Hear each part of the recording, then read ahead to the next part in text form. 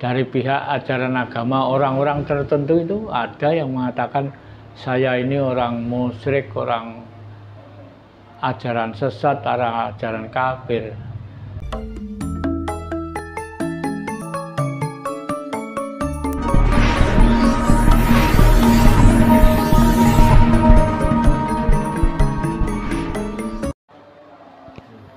Monggo. Rahayu Barjo.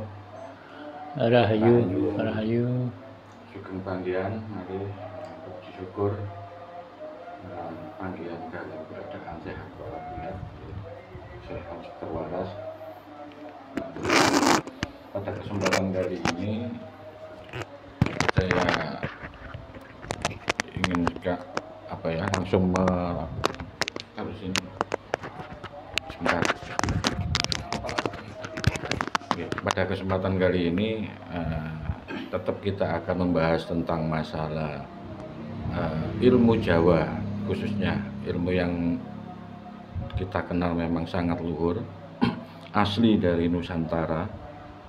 Ya. Dan mungkin tema kita kali ini mungkin masalah budaya, juga penjajahan, mungkin penjajahan budaya juga.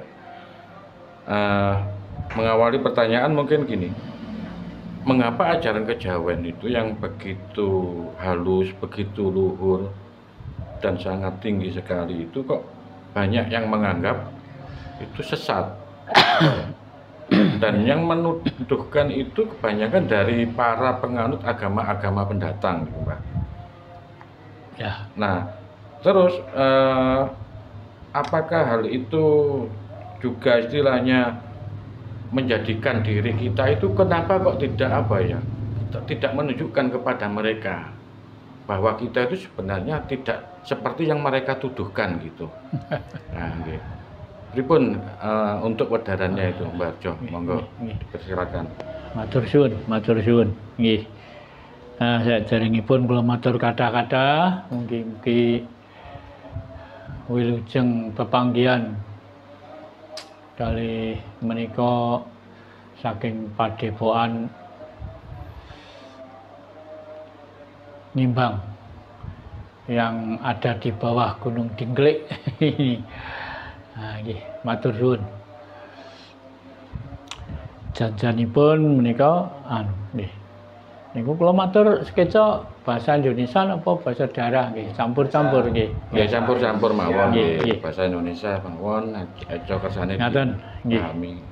Kenging napa nggih? Gadahan kita kiyambak niku kok kathah tiyang ingkang mastani napa ajaran sesat. Nggih. Lah, sing mastani, yang mengatakan ajaran sesat itu siapa? Sebetulnya ini nanti jangan-jangan perasaan kita sendiri apa bagaimana. Memang saya sudah merasakan banyak hal. Rata-rata ya enggak usah basa-basi ya. Sekarang sudah enggak waktunya basa-basi, waktunya padang terang ini. Sebetulnya memang ada sekelompok dari orang-orang yang mendapatkan pengetahuan dari agama tertentu. Tidak semuanya memang.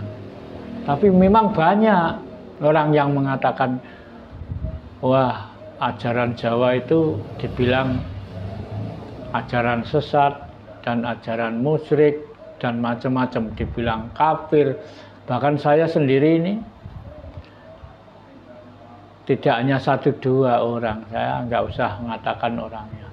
Dari pihak ajaran agama orang-orang tertentu itu ada yang mengatakan saya ini orang musyrik, orang ajaran sesat, orang ajaran kafir.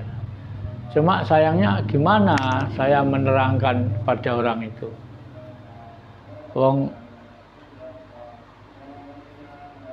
beliau mengatakan tidak terang-terangan, nyindir-nyindir lewat pengeras-pengeras itu. Nah, kalau dipikir yang benar ini semuanya nih, kita tinggal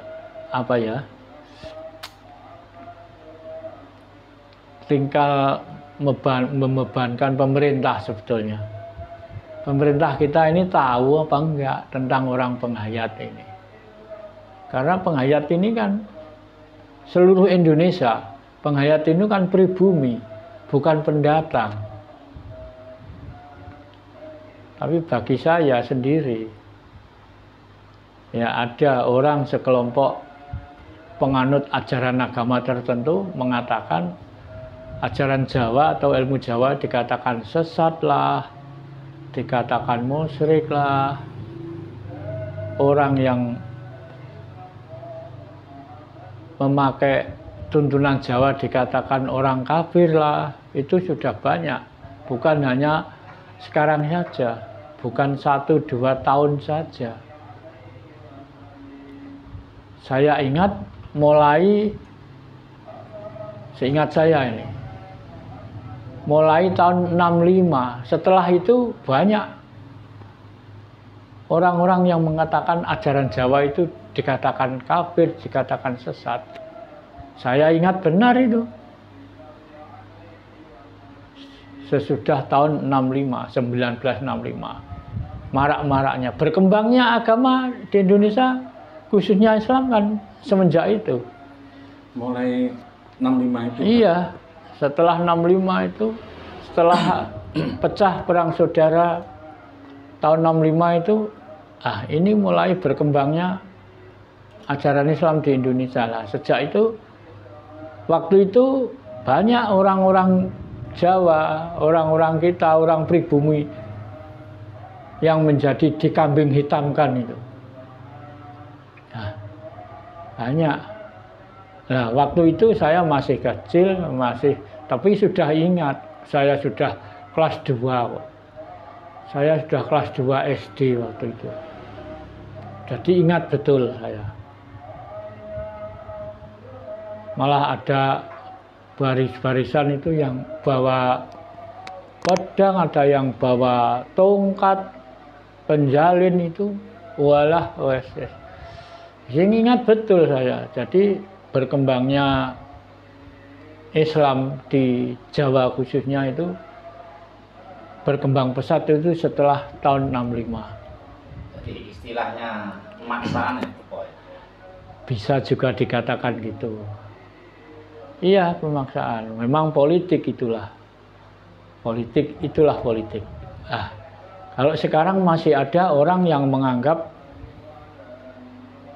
ilmu Jawa, orang penghayat lah, dikatakan sesat. Ayo siapa orangnya? Boleh hadapan dengan saya? Mengatakan orang penganut penghayat Jawa itu katakan kafir. Siapa yang ngomong? Ini, saya ini berani ngomong, ayo 4 mata, apa dilihat orang banyak silahkan. Saya tantang warasan sekarang. Kalau ada orang yang berani mengatakan orang penganut penghayat kepercayaan Jawa, dikatakan kafir. Kafir itu yang bagaimana? Kalau nggak bisa menjelaskan, harus yang tidak mau jadi orang Jawa harus angkat kaki dari Pulau Jawa. Ayo siapa orangnya? Nggak pandang bulu saya. Saya sekarang sudah berani, betul berani. Ada tawaran nggak ngenyang saya.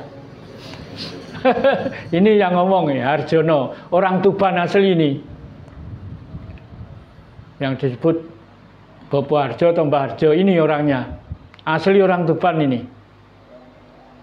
Kalau sekarang ada orang yang mengatakan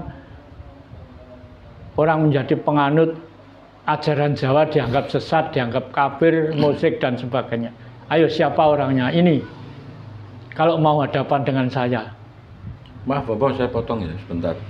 Kalau mereka itu mengatakan sesat atau kafir, itu setahu saya mungkin mereka berpedoman kepada kitabnya mereka.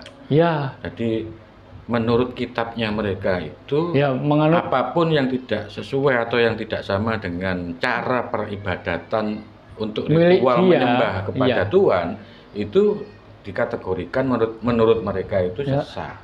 Benar. Nah, makanya Masa orang itu kalau nggak pakai dengan caranya dia, Tuhan nggak tahu. Tahu toh, Tuhan itu maha segalanya. Tuhan maha tahu, maha mengerti. Maha segalanya, maha kuasa. Masa Tuhan itu kalau nggak pakai cara Arab, Tuhan nggak tahu? Tahu. Ayo, siapa orangnya? Siapa saja, agama apa saja, dari agama, unsur agama apa saja. Kalau ada orang yang mengatakan anut ajaran Jawa itu dianggap sesat, dianggap kafir, ayo hadapi saya. Kapan saja, di mana saja, siapa saja, boleh. Nanti saya tanya nggak bisa jawab, harus angkat kaki dari Indonesia.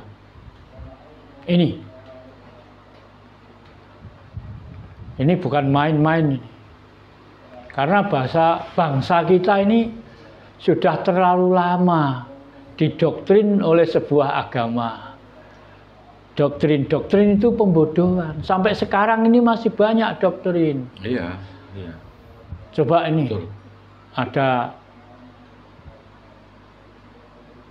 sesuatu agama yang doktrin pakai pengeras, bunyikan pengeras pagi, siang, sore, terus pagi, siang, sore tiap.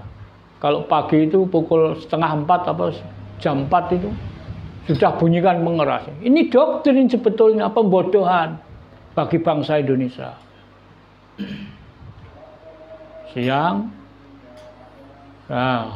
menginjak matahari di tengah, menginjak jam 12 siang, setel lagi. Sore, jam 5, setel lagi. Ini apa ini? Malam juga. Iya. Kalau malam Jumat, ini juga. Loh, ini pemerintah tahu apa enggak ini? Tapi satu-satunya jalan ini hanya pemerintah yang punya kekuasaan mengatur ini.